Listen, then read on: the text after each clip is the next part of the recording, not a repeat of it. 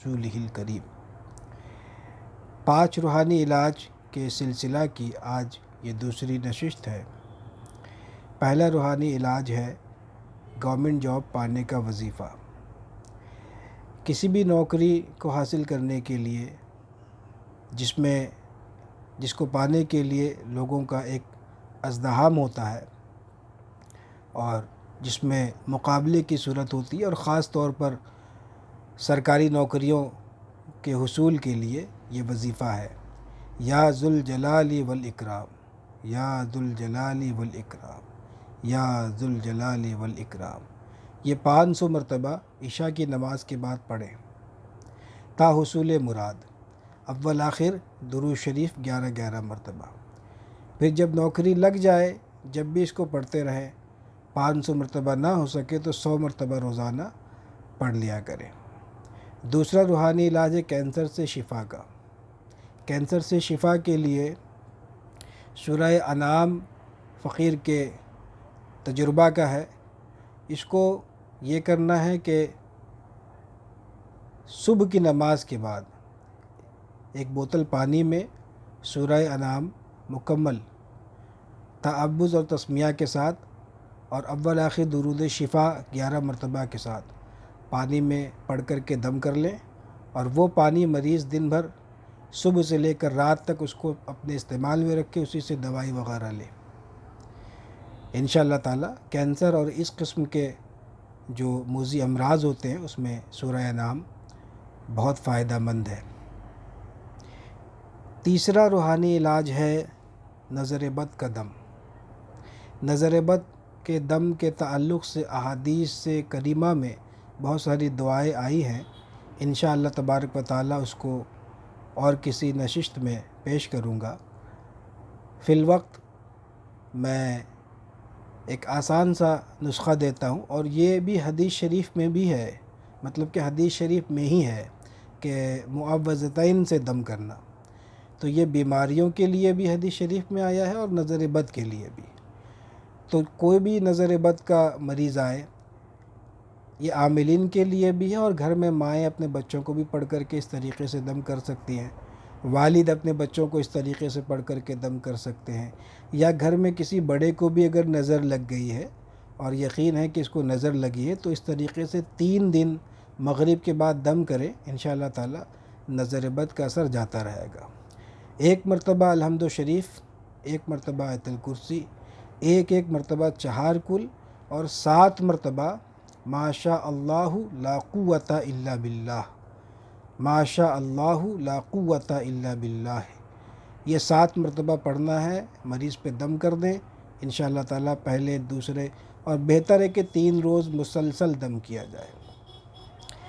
یہ تیسرا روحانی علاج ہوا۔ چوتھا روحانی علاج ہے کہ حاملہ کو قے کی زیادتی، کہ قے تو ویسے حاملہ کو ہوتا ہی ہے، الٹی ہونی ہی ہے جب حمل ٹھہرا، لیکن یہ کہ بعض اوقات کہ معمول سے زیادہ قے آنے لگتا ہے، تو ایسی صورت میں سورہ قریش کو 21 مرتبہ پانی میں دم کر کے پلایا جائے۔ 3 سے لے کر کے 7 دن مسلسل ان کو 21 مرتبہ پانی میں دم کر کے سورہ قریش دے دیں۔ چاہے تو وہ ایک بار پی لیں یا 1 بوتل پانی میں دم کر لیں، کہ اس کو تھوڑا تھوڑا پی کر کے 4-5 گھنٹے میں صبح سے لے کر کے شام تک ختم کر دیں اس طریقے سے۔ اور 5واں روحانی علاج ہے استقرار حمل کا۔ تو یہ جو نسخہ ہے یہ حضرت بابا فرید الدین گنج شکر رحمۃ اللہ تعالی علیہ کا عطا کرتا ہے، اور آپ اس کے تعلق سے آپ نے فرمایا ہے کہ اگر اس کو کرنے کے بعد بھی حمل نہ ٹھہرے تو قیامت کے دن وہ کرنے والا میرا دامن گیر ہو سکتا ہے۔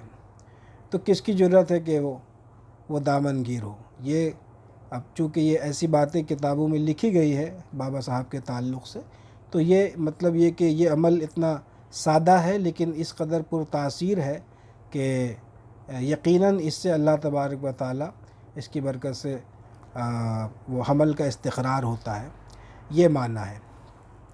تو یہ اس میں یہ ہے کہ حیض سے فراغت کے بعد پھر 7 روز مسلسل اس تعویذ کو لکھنا ہے، اور کسی بھی وقت لکھ سکتے ہیں، اس کا کوئی وقت وغیرہ تو خیر بزرگوں نے نہیں لکھا ہے۔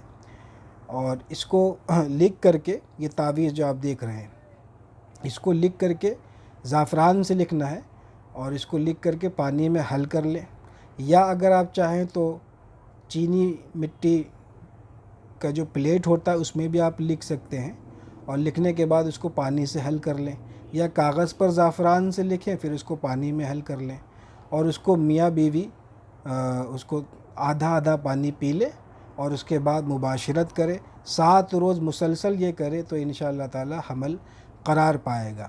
بعض ایسے جوڑے ہوتے ہیں جو کہ نئی شادی ہوتی ہے یا کچھ سال 2 سال بھی گزر جاتے، کوئی پرابلم ایسا نہیں ہوتا، بس یہ کہ اتفاقاً جو ہے وہ اولاد یہ کہ مطلب یہ کہ حمل نہیں ٹھہرتا ہے، تو اولاد کے لیے وہ لوگ پریشان ہوتے ہیں، تو اس میں پریشانی کی بات نہیں ہے، یہ بہت ہی آسان سا نسخہ ہے، اور میں سمجھتا ہوں کہ جو لوگ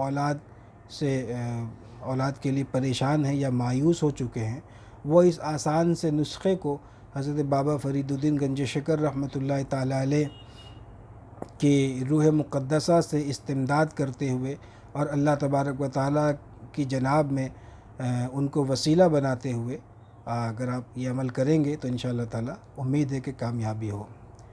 یہ ضروری ہے کہ جب کوئی عمل بزرگوں سے منسوب ہو اور ان کے نام کے ساتھ ذکر کیا جائے تو اس کے کرنے سے پہلے ان کے فاتحہ دلانا اور کرنے کے بعد بھی فاتحہ دلانا یہ بہتر ہے، اچھا ہے، عمدہ ہے۔